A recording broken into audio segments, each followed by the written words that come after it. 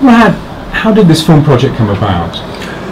I was quite motivated by what was happening with the climate and the climate change negotiations, and there was a real possibility, I thought at the time, of a breakthrough. And I realised that the mining companies were central to that, the power of what they call the mineral energy complex. And I started developing a real interest in what was happening in mining, and I was approached the next thing by a foundation, and they gave me a development grant to do a story. That was the Ford Foundation? That was the Ford Foundation. They gave me a nice development grant, really, a healthy development grant to do a film about mining without any strings attached. I would just come up with a good, strong story which would carry through some of the issues.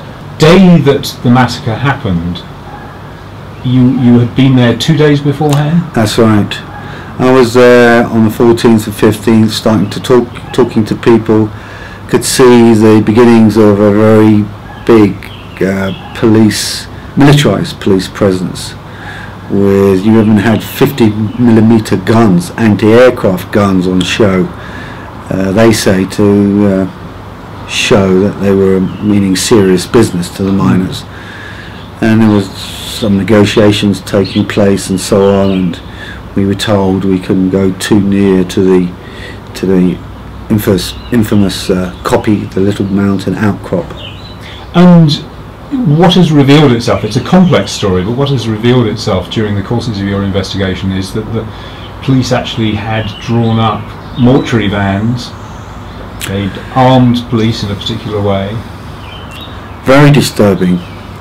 What we found in the process of the edit, which has been going on for 6 months now, we're coming to a conclusion by the end of December, is that we've had a real-time story. Together with the footage of access through the Commission of Inquiry and all the TV cameras, that we could do a sort of almost like a political thriller in many ways and show what happened. And in the process of showing what happened, it's very clear why it happened. And there was a tremendous amount of collusion between the multinational, a British company. This is Lonmin. This is Lonmin, parent company London Rhodesia. Yeah. Didn't have a Rio Tinto zinc and pretty infamous track record in Africa. And we saw a tremendous amount of collusion between Lonmin, this UK company, and the police. You were saying that you saw pictures from the police operations room that showed... Yeah, I mean, what you see is in the documents and in some of the photographic evidence is a clear attempt by Lonmin to criminalise the dispute firstly.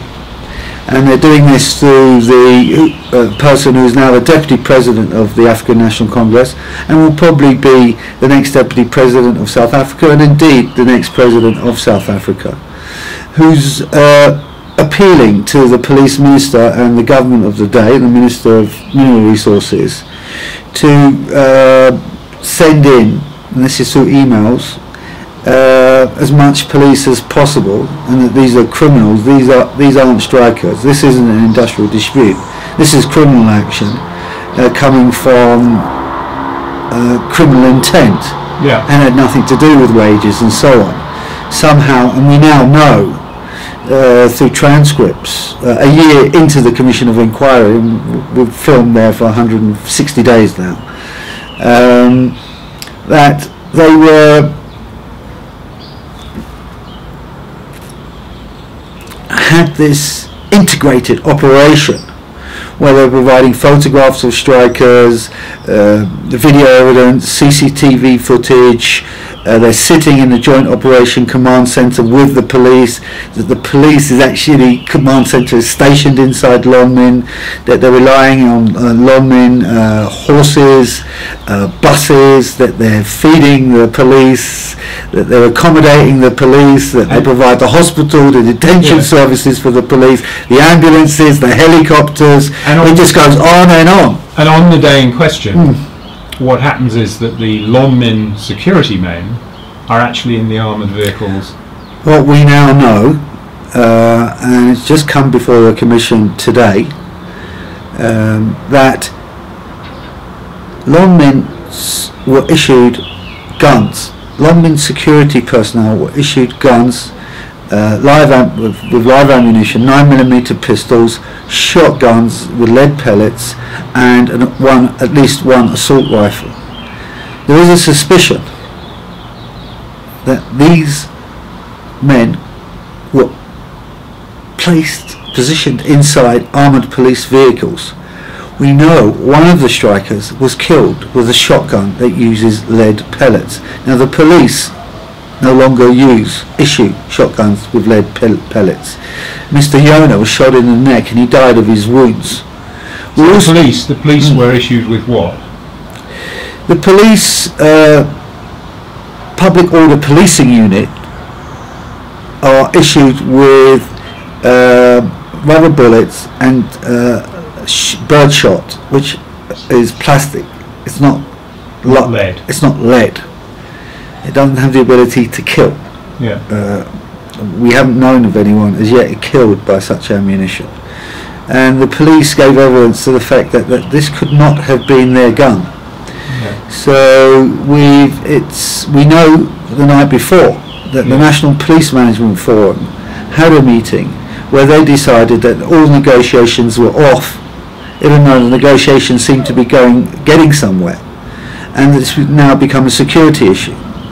And we know now that this operation to disperse, disarm and arrest the miners was an operation which Lonmin were intricately involved in on the day. Yeah. And this level of collusion, I think, is be very damaging and explosive, in fact. And people are going to start calling for the revoking of Lonmin's licence. Let's be clear. You're actually saying that somebody from Lonmin in the police line shot a miner. That's what it looks like. In my opinion, Mr. Yona was killed by a shotgun issued by Lonmin security. Now, I don't think the police would be using Lonmin shotguns. Let's turn to the film itself. When will it be completed and where will it be distributed? At the moment, we've got a number of broadcasters in Northern Europe where it's looking good with BBC, but mainly Scandinavian, Holland, Slovenia, Switzerland, the Scandinavian broadcasters. We've got a theatrical release at the Curzon Group in the UK. We're hoping to do a theatrical release in South Africa. We're very I suppose the word is doubtful that we're going to get a free-to-air or a satellite broadcast in South Africa. You're not going to be on SABC anytime soon. No, we all know what's happening with SABC, sunshine journalism, and the problem is with ETV, the owner of ETV, Marcel Golding, was the Deputy General Secretary of the National Union of Mine Workers and very close confidant of Cyril Ramaphosa himself, who sits at the centre of this. It's really the first time in South African history where the ANC have turned their guns on the people who got them into office. So the film, we're pretty confident we'll get France and Germany, and we're looking for as wide a possible broadcast as possible. We'll be finishing the film in Denmark with a top Danish editor and producer, and closer to the partners involved. It's a big film, it's a big issue film, it's epic in proportions. It speaks to the very crossroads that we face at South Africa 20 years on.